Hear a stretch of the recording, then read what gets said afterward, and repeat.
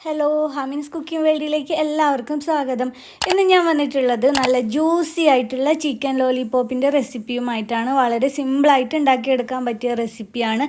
അപ്പോൾ വീഡിയോ എല്ലാവരും കണ്ടു നോക്കുക. എന്നിട്ട് നിങ്ങൾക്ക് ഇഷ്ടപ്പെടുകയാണെങ്കിൽ ലൈക്ക് ചെയ്യുക, ഷെയർ ചെയ്യുക. അതുപോലെ എൻ്റെ ചാനൽ സബ്സ്ക്രൈബ് ചെയ്യാത്തവരുണ്ടെങ്കിൽ പ്ലീസ് ഒന്ന് സബ്സ്ക്രൈബ് ചെയ്യുക. അപ്പോൾ നമുക്ക് വീഡിയോ നോക്കാം.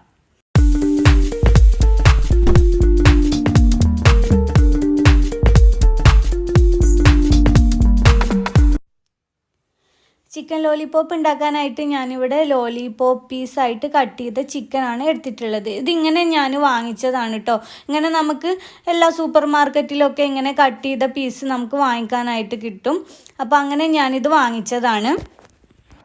ഇനി ഇതിലേക്ക് നമുക്ക് മസാലപ്പൊടികൾ ചേർക്കാം. ഞാനിപ്പോൾ ആദ്യം 1/2 ടീസ്പൂൺ മഞ്ഞൾപ്പൊടി, 1.5 ടേബിൾ സ്പൂൺ മുളക് പൊടി. ഞാനിപ്പോൾ കാശ്മീരി മുളക് പൊടിയാണ് എടുത്തിട്ടുള്ളത്. അതാകുമ്പോൾ കുറച്ചും കൂടെ ഒരു കളറായിട്ട് കിട്ടും. പിന്നെ മുളക് പൊടി ഓരോരുത്തരുടെയും എരിവിനനുസരിച്ചിട്ട് എടുക്കാം കേട്ടോ.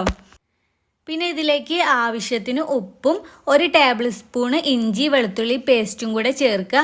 പിന്നെ ഇതിലേക്ക് മറക്കാതെ ചേർക്കേണ്ട ഒരു ഇൻഗ്രീഡിയൻസ് എന്ന് വെച്ചാൽ സോയാ സോസാണ്. 2 ടേബിൾ സ്പൂൺ സോയാ സോസാണ് ഞാൻ ചേർത്തിട്ടുള്ളത്.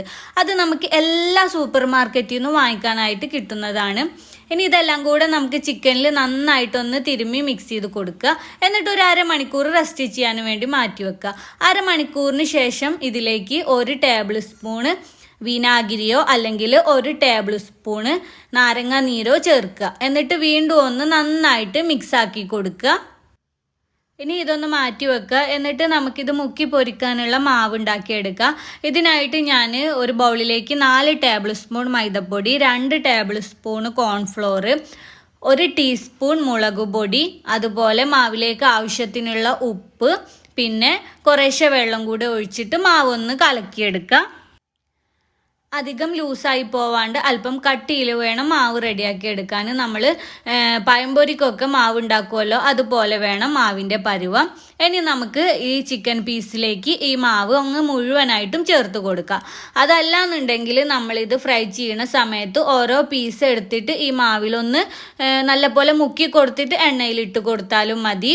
നമ്മളിപ്പം ചെയ്യണ ഈ മെത്തേഡാണ് ഒന്നുകൂടെ എളുപ്പട്ടോ. ഈ മാവ് നേരിട്ട് ചിക്കനിലേക്ക് ഒഴിച്ചു കൊടുക്കുക. എന്നിട്ട് കൈ കൊണ്ട് നന്നായിട്ടൊന്ന് മിക്സാക്കി കൊടുക്കുക കേട്ടോ. ഇപ്പോൾ ദാ ഞാൻ എല്ലാം കൂടെ നന്നായിട്ട് മിക്സാക്കി കൊടുത്തിട്ടുണ്ട്. ഇനി നമുക്കിതിനെ ചൂടായ എണ്ണയിലേക്ക് ഇട്ടൊന്ന് വറുത്തെടുക്കാം. തീ ഒരു മീഡിയം ഫ്ലെയിമിലിട്ട് വറുത്തെടുത്താൽ മതി കേട്ടോ. ഒരു 3-4 മിനിറ്റ് കൊണ്ട് തന്നെ ഇത് കുക്കായിട്ട് വരും. അപ്പോൾ തിരിച്ചിട്ട് കൊടുക്കുക. അങ്ങനെ 2 സൈഡും നല്ലപോലെ ഒന്ന് കുക്കാക്കി എടുക്കുക. ഇപ്പോൾ ദാ നമ്മുടെ ഒരു ബാച്ച് ഇവിടെ റെഡി ആയിട്ടുണ്ട്. ഇതിനെ ഞാൻ ഇപ്പോൾ എണ്ണയിൽ നിന്ന് മാറ്റുകയാണ്. ഇതുപോലെ ബാക്കിയുള്ള എല്ലാ പീസസും നമുക്കൊന്ന് വറുത്തെടുത്തിട്ട് വരാം. ഇനി നമുക്ക് അത് മാറ്റി വെച്ചിട്ട് വേറൊരു പാൻ എടുക്കുക. ഇതിലേക്ക് നമ്മളിപ്പോൾ ചിക്കൻ ഫ്രൈ ചെയ്ത എണ്ണയിൽ നിന്നും കുറച്ച് എണ്ണ എടുക്കുക. എന്നിട്ട് ഇതിലേക്ക് 1 ടേബിൾ സ്പൂൺ ഇഞ്ചി ചെറുതായി അരിഞ്ഞത്, 1 ടേബിൾ സ്പൂൺ വെളുത്തുള്ളി ചെറുതായി അരിഞ്ഞത്, 1 ടേബിൾ സ്പൂൺ സ്പ്രിംഗ് ഓനിയൻ, ഇവയെല്ലാം കൂടെ ചേർത്തിട്ട് നന്നായിട്ടൊന്ന് മൂപ്പിച്ചെടുക്കുക.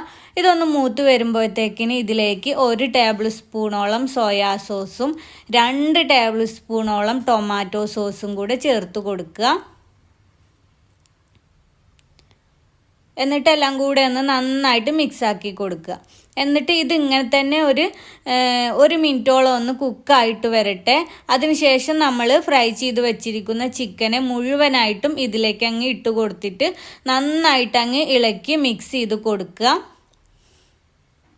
ഇതൊന്ന് നന്നായിട്ട് മിക്സായിട്ട് വരുമ്പോൾ ഫ്ലെയിം ഓഫ് ചെയ്യുക. അങ്ങനെ ഇപ്പോൾ നമ്മുടെ അടിപൊളിയായിട്ടുള്ള ജ്യൂസി ആയിട്ടുള്ള ചിക്കൻ ലോലിപോപ്പ് റെഡി ആയിട്ടുണ്ട്. ഇത് കാണാൻ ചിലപ്പോൾ അത്ര ഭംഗിയൊന്നും തോന്നൂല, പക്ഷേ കഴിക്കാൻ നല്ല കിടിലൻ ടേസ്റ്റാണ് കേട്ടോ. അപ്പോൾ എല്ലാവരും ഒന്ന് ട്രൈ ചെയ്ത് നോക്കണേ. അപ്പോൾ ഇന്നത്തെ വീഡിയോ എല്ലാവർക്കും ഇഷ്ടമായിട്ടുണ്ടെന്ന് വിചാരിക്കുന്നു. ഇഷ്ടമായിട്ടുണ്ടെങ്കിൽ ലൈക്ക് ചെയ്യുക, ഷെയർ ചെയ്യുക. പിന്നെ എൻ്റെ ചാനൽ സബ്സ്ക്രൈബ് ചെയ്യാത്തവർ കണ്ടുകൊണ്ടിരിക്കുന്നുണ്ടെങ്കിൽ പ്ലീസ് ഒന്ന് സബ്സ്ക്രൈബ് ചെയ്യണേ. അപ്പോൾ പുതിയ വീഡിയോയുമായിട്ട് നമുക്ക് വീണ്ടും കാണാം.